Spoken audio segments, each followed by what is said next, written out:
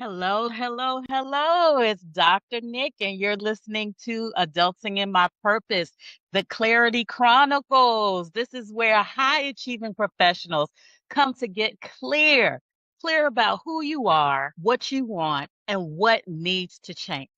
Because success on paper, guess what? It looks good, but that's not the goal. Alignment is. Around here, we do the real work, the internal work that shifts how you think, how you decide, and how you show up every day in your life. So if you're feeling stuck, feeling stretched, or successful but still unfulfilled, guess what? You're in the right place. So let's get into today's episode. I want you to picture this for a moment. You found out the promotion that you were going for went to someone else, not just someone else, someone you trained, someone that you helped, someone who learned how to do the job by watching you do it. And now you're sitting there trying to figure out how to respond. Do you smile and just congratulate them while pretending it doesn't bother you? Do you go back to your desk and continue doing the same level of work you have already been doing, except without the title, without the recognition, or without the compensation that should come along with it? And somewhere in the middle of that, you start asking yourself a dangerous question. Is any of this ever going to pay off? I'm Dr. Nick, and today we're talking about what it really means to be qualified and still overlooked. Not the surface version people casually talk about, but we're gonna get into it. We're gonna talk about the real version. All right, let's get into it. Over the last few episodes, we've been just kind of building up this conversation about understanding your reality. A couple episodes ago, we talked about how someone can look successful externally while internally feeling disconnected, overwhelmed, exhausted, and just deeply misaligned. Then we went to talk about the loyalty tax. So if you missed these episodes, go back and check them out because the loyalty talks talked about the cost when high achievers continue pouring into environments that have already decided how far they are willing to let you grow. So today, I'm going to take a moment and get real personal, right? I'm just going to get all up in the business, right? The promotion that went to somebody else. Now, before we go any further, I need you to understand something clearly. Being overlooked does not automatically mean you're unqualified. I'll say that again for the people in the back. Being overlooked does not automatically mean you're unqualified. Many times it means the environment was never designed to fully recognize or reward what you bring to the table. Those are two different problems. And we have to understand the two different problems. And one of the biggest mistakes high achievers make is confusing the two. When people internalize being overlooked as proof they are not enough, or they respond in a way to compensate by doing more work, more certifications, more degrees, more proving, more waiting, more overextending themselves in hope that eventually someone will notice, some door will open. But the problem is that sometimes you're trying to solve the wrong issue. Your qualifications may not be the problem at all. The issue just may be the environment itself. And no amount of additional credentials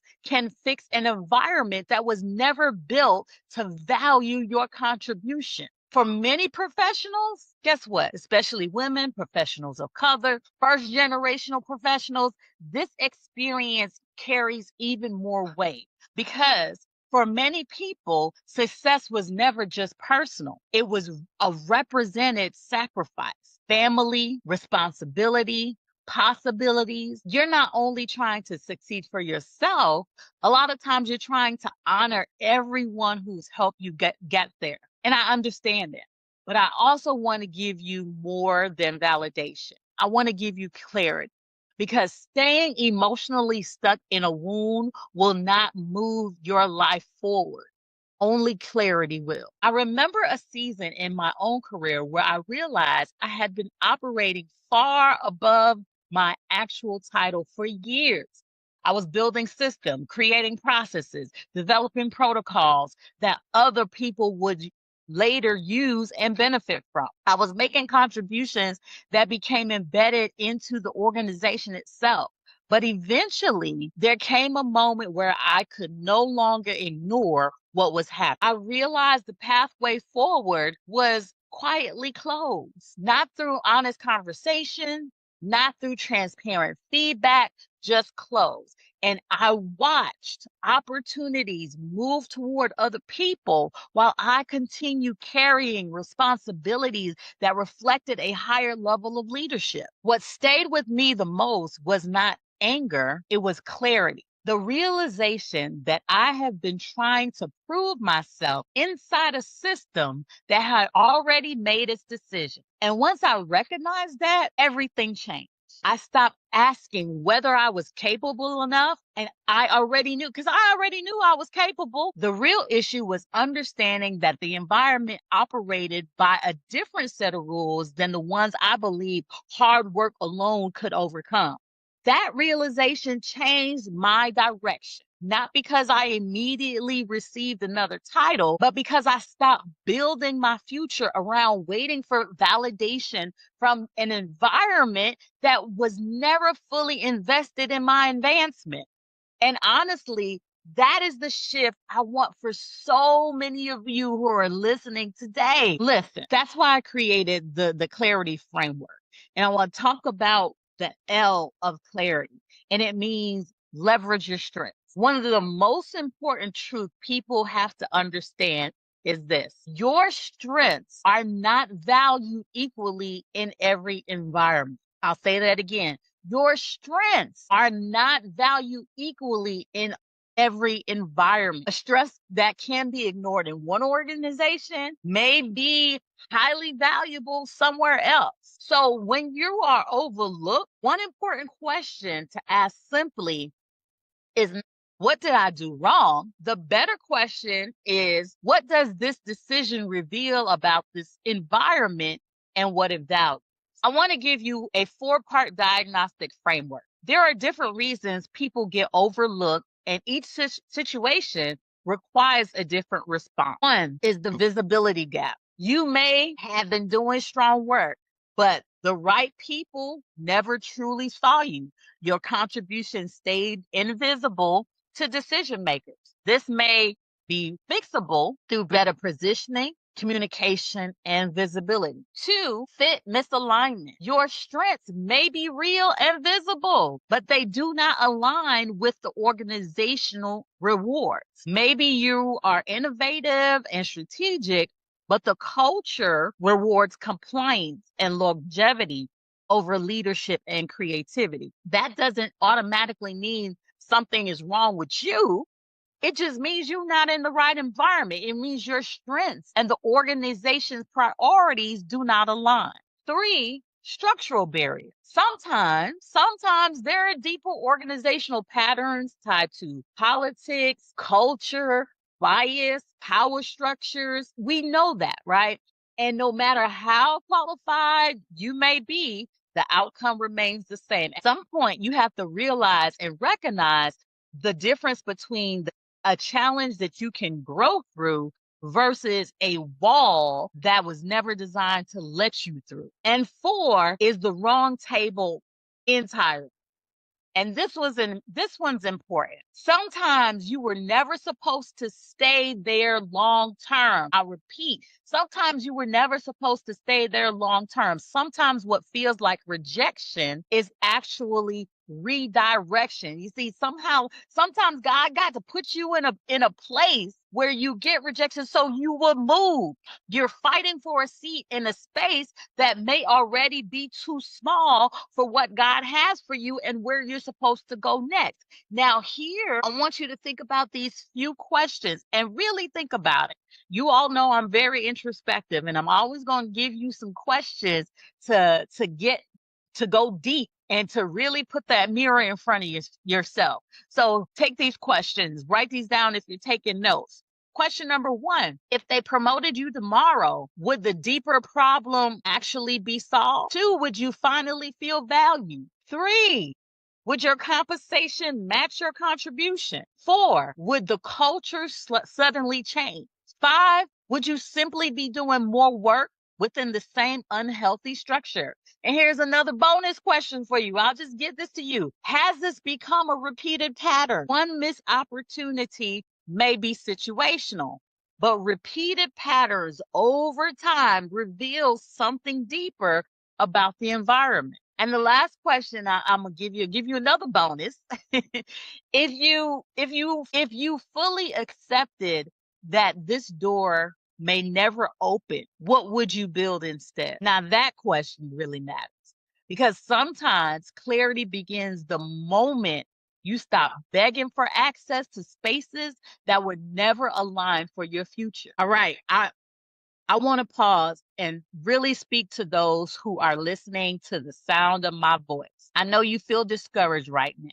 You've been working hard, showing up faithfully, and still feel unseen. And I need you to hear this and hear it clearly. Being overlooked by people does not mean you are overlooked by God. Come on now. I will say it again for the people in the back.